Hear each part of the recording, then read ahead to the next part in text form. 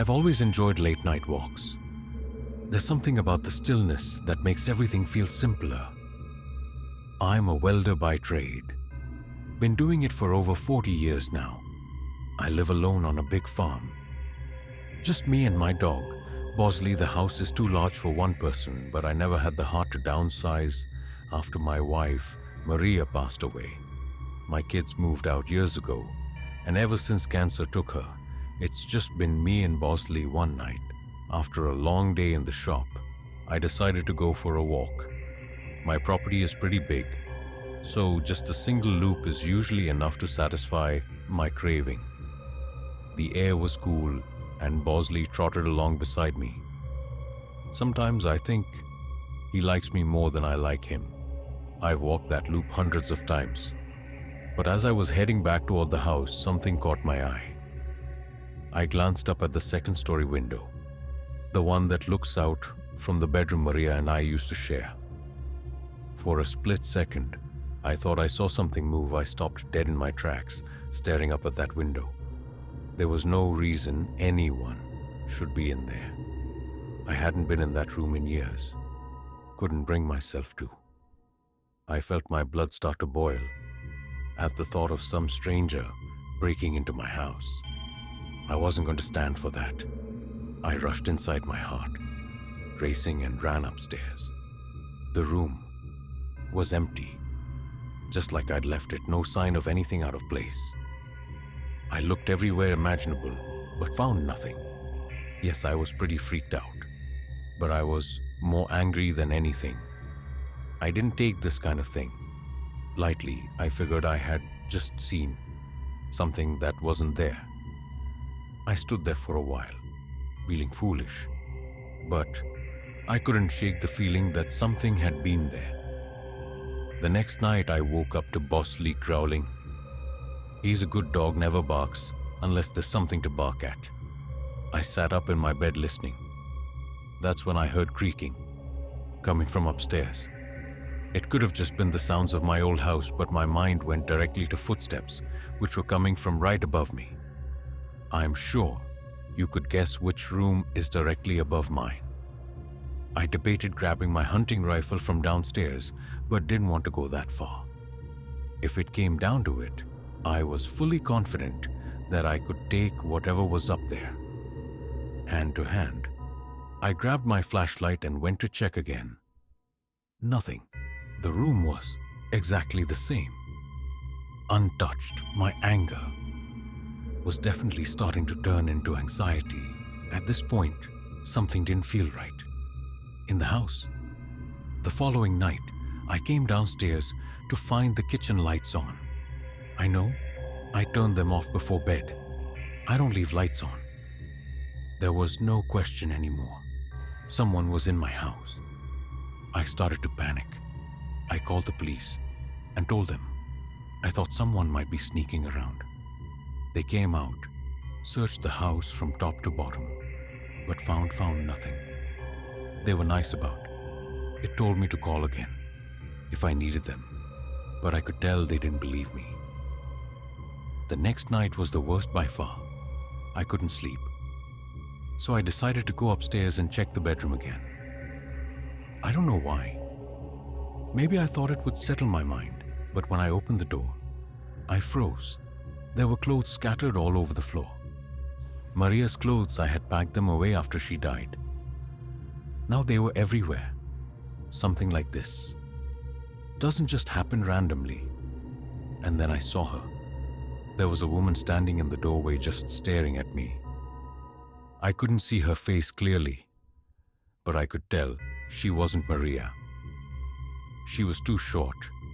I don't know who she was, but she didn't belong there. I had never been so afraid in my life. Without thinking, I ran at her. She turned and bolted down the stairs and out the front door. By the time I got outside, she was gone. I searched the property with B, but there was no trace of her. I didn't sleep that night for months after that. I couldn't sleep. I was constantly on edge, convinced I heard footsteps upstairs at night. Every little noise set me off. I slept with my rifle next to my bed, terrified that I'd have to use it one night. Every little noise set me off. I debated calling my brother to come stay with me, but I wasn't going to do that. I was raised to always handle my own, so that's what I did. The nightmare didn't end though. One night, I was sitting in the living room when I noticed a figure standing in the yard, looking straight at me through the window. It was her. Again, my heart felt like it stopped. I grabbed my hunting rifle and ran outside. Bosley close behind. She was still there, just a silhouette in the moonlight watching me. I fired a few warning shots into the air, hoping to scare her off. That was enough to get her to turn and run into the darkness. But it's not like that made me feel any better. I was literally being tormented by some random woman who was probably homeless. I couldn't even imagine why this was happening to me. I stood there for a long time, waiting to see if she'd come back. She never did. I haven't seen her since, but I know it's only a matter of time I'm fully prepared to defend myself. But I don't think living in perpetual anxiety like this is sustainable. Thank God for Bosley. I have no idea what I'd do without him. I'll send an update if anything happens. I work for a catering service, which means I'm on the road a lot. Usually late at night, I spend most of my time lugging stuff from place to place in this massive truck. The company makes me drive. It's not the worst job in the world, but the hours suck. And it's not at all what I thought I'd be doing with my life. By the time I get home, I'm either so wired from caffeine that I can't sleep, or I pass out the second I hit the bed and stay that way for 12 hours. I was driving back home one night at like 2 a.m. It was nice to be driving my own car again.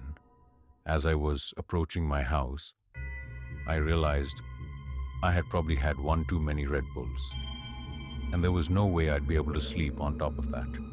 I hadn't eaten in hours and I was starving. There's a McDonald's right off the highway about 10 minutes from my house. It's usually my first choice when it comes to late night snacks, since it's just so convenient. I'm not even one to gorge myself on fast food. I just occasionally get this weird craving that only a handful of fries can satisfy. It's obviously 24/7, and I figured some comfort food would be the perfect thing to help me wind down. I don't remember exactly what time it was, but it was definitely after 2. By the time I pulled into the drive-thru, there were a few cars ahead of me, which I was actually kind of surprised by. It's not like this. McDonald's was a busy spot at 2 a.m. on a Tuesday. As I was sitting there impatiently, I found myself staring off into space, wondering what was taking so long. That's when I noticed something strange. There was an old beat-up Volkswagen with its windows tinted, backed into a spot in the very corner of the lot. The McDonald's itself was only accepting drive-through orders at this hour, so it didn't make sense why there'd be a car in the lot. There are reserved spots on the other side for employees, so it couldn't have been one of them. I figured it was maybe just someone eating in their car, which it probably was.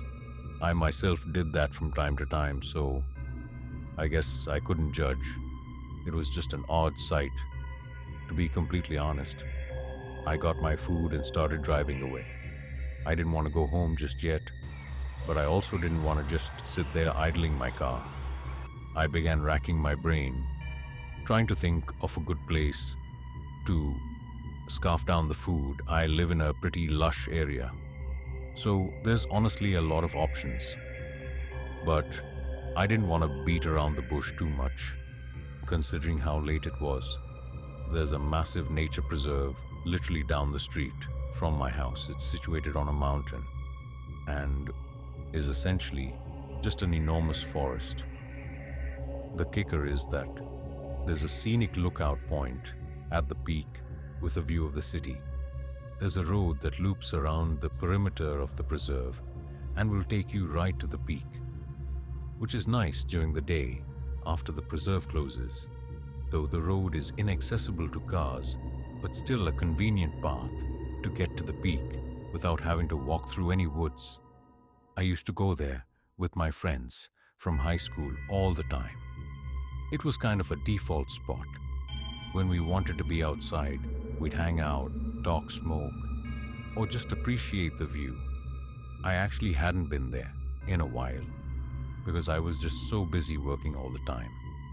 So, I figured going there would deliver a much needed nostalgia rush when I got to the preserve parking area. It was completely empty. I say parking area because it wasn't a traditional parking lot with spaces for cars, but rather a big patch of gravel that veered off from one of the roads that ran past the preserve's border. Like I said, the actual preserve was closed, meaning I'd have to walk all the way up to the lookout spot from outside before I could even turn off the engine. I saw headlights pulling into the lot. That was unsettling enough on its own. Who else would be here at 2 a.m.? And then I realized what I was looking at. It was that same Vogue wagon. From the McDonald's parking lot, I was 100% certain of it. I parked a little ways away and the engine cut off. I felt the unease start to pour in. What were the odds of that happening? Naturally, had they followed me? My window was partially rolled down, and as far as I could tell, there was no music coming from that car.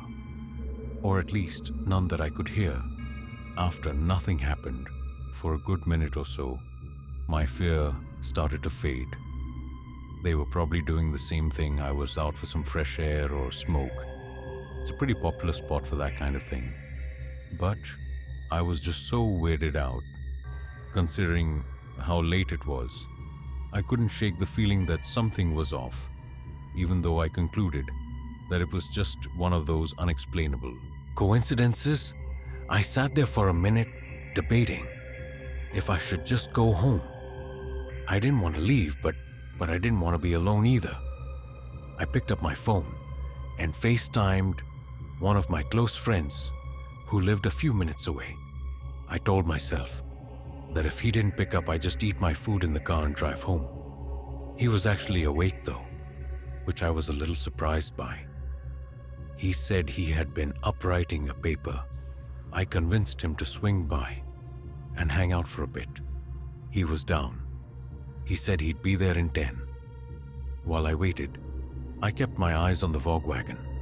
It still hadn't moved. I tried to shake it off, telling myself I was being paranoid when Sebastian finally pulled into the lot. I felt a lot better. We both got out of our cars and began walking up the path before the parking lot fully receded from view. I shot a glance backwards. The Volkswagen was still there, but I saw all 4 doors open at once.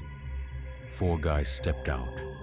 They just stood there for a few seconds, looking at each other. They weren't even talking, just looking around at each other. It was freaky. I nudged S.A., who realized what I was looking at too. Before they could see us, we continued walking up the path so that the lot was obstructed from view.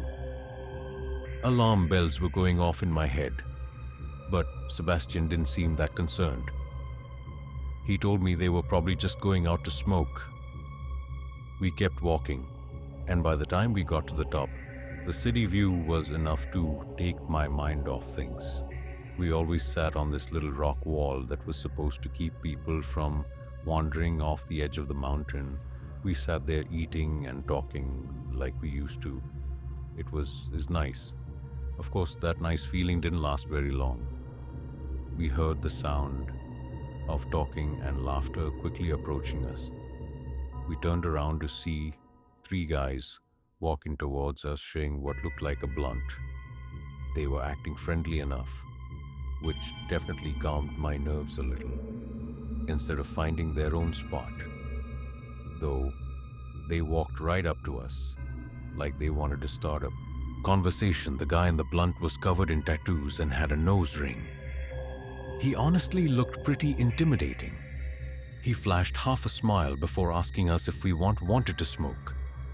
We both said no, and one of the other guys laughed and called us too, which Sebastian scoffed at my curiosity, got the better of me, and I blurted out a question about what they were doing at McDonald's. The guy holding the blunt dropped his smile instantly and narrowed his eyes like he was caught off guard by my question. His two friends did the same, staring at us with cold expressions. They didn't say anything for an uncomfortably long time. That's when I remembered that there had been 4 guys in that car, not 3. One of them was missing. At that point, I was fully prepared to run. I knew Sebastian was thinking the same thing. Finally, the ringleader told us that he worked nights and that he had just gotten off. He pulled his hoodie up to reveal a McDonald's uniform, I think because he knew we wouldn't have believed him otherwise. He then went on to say he came to the spot every day after work to smoke with his friends. Well, that definitely calmed me down a bit. Something about this situation was terribly off. I could tell Sebastian felt the same. We decided it was time to go. As we started walking down the path, Sebastian stopped and pointed into the trees. I followed his gaze and saw the 4th guy, half hidden in the darkness. He was holding something, but I couldn't make out what it was. I felt my heart start racing. The moment he saw us looking, he started moving. That's when we ran. We bolted down the path, glancing back to see him chasing us with the 3 other guys. Close behind, my heart was pounding so hard I thought it would burst. I could hear their footsteps getting closer, but I didn't look back again. We finally made it to the parking lot, jumped into our cars, and floored out of there. As I was speeding away, I could see those guys rushing to get in their car. I didn't feel comfortable driving home, out of fear that I'd be leading them right to my house. I called Sebastian and told him we should meet back up on his street. We had a decent head start on them, and I don't think we were followed, but I wasn't taking any chances.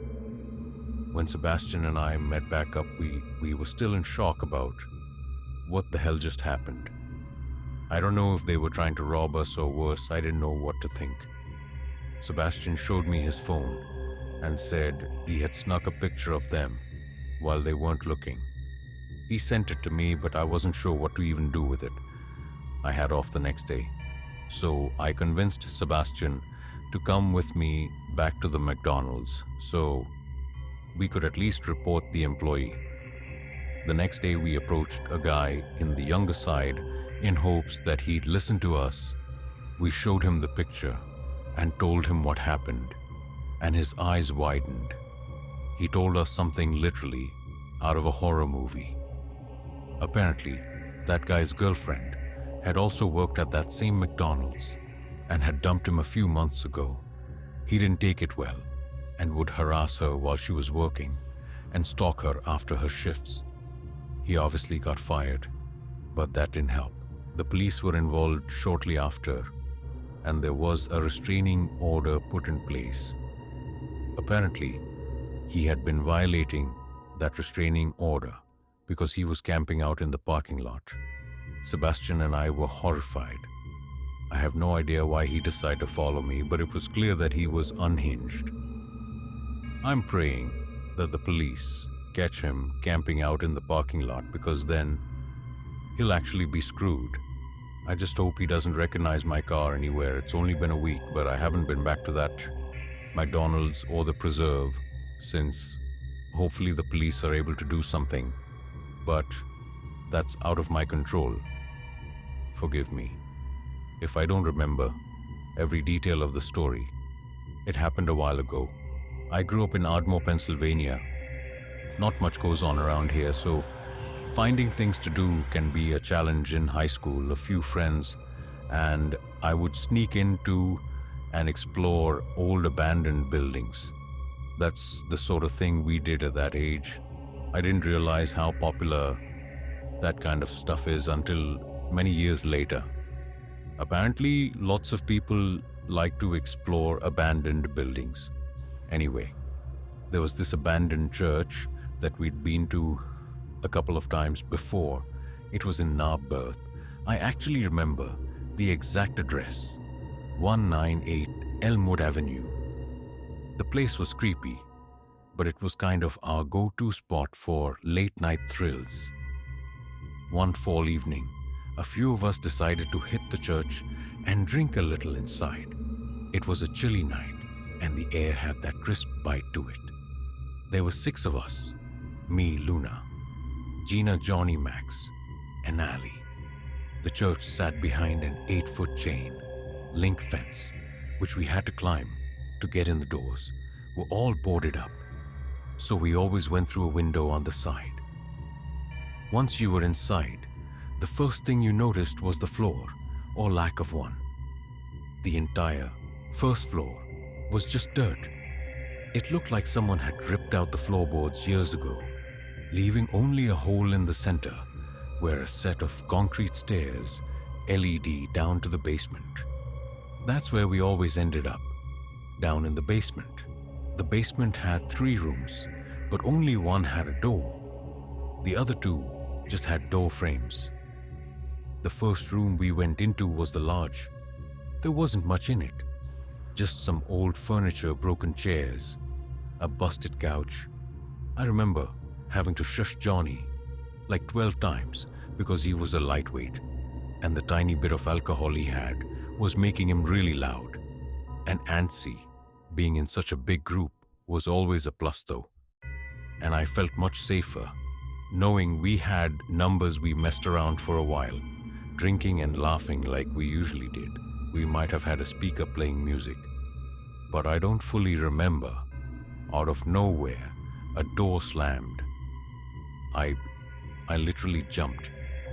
That's how loud it was. We froze, staring at each other with concerned expressions. At first I thought one of us had closed the door by accident, but no one was near it. Almost immediately, Luna, Gina, and Johnny made a break for it, sprinting up the stairs, leaving me, Max, and Ali behind. We were the fearless ones, and none of us wanted to leave just yet. My heart was definitely pounding. I fully admit that, but I wasn't going to let the wind freak me out. I could tell Max and Ali were thinking the same thing. I don't know if it was curiosity or stupidity, but we decided to investigate. After standing in silence for a few minutes, the 3 of us crept over to open the door that had slammed shut behind. It was a small room, and the first thing I saw was a dresser. The mirror on top of it was cracked, and there were red stains smeared across the surface. At first I thought it was old paint or something, but when I got closer, I realized something terrifying. It wasn't completely dry. The stains still had that sticky sheen to them, like whatever it was hadn't been there for long. I felt the hairs on my neck stand up, and I was having second thoughts about not leaving sooner. Someone, where dare I say, something had recently been in this room. Then I saw the picture. There was an old photo on top of the dresser, a black and white shot of a woman in a wedding dress. She was smiling, but there was something off about it. The whole thing gave me a bad feeling. I backed away, but just as I turned, we heard another noise. This time, it wasn't the door. It was coming from one of the other rooms. It was coming from the room we had just been in. That's when Max and Ali both decided they'd had enough. I wasn't going to argue with them. We grabbed our stuff and ran out of there as fast as we could when we climbed back over the fence and hit the pavement. None of us said a word after jumping the fence. I turned around and I could swear I saw the silhouette of a person standing in the open window.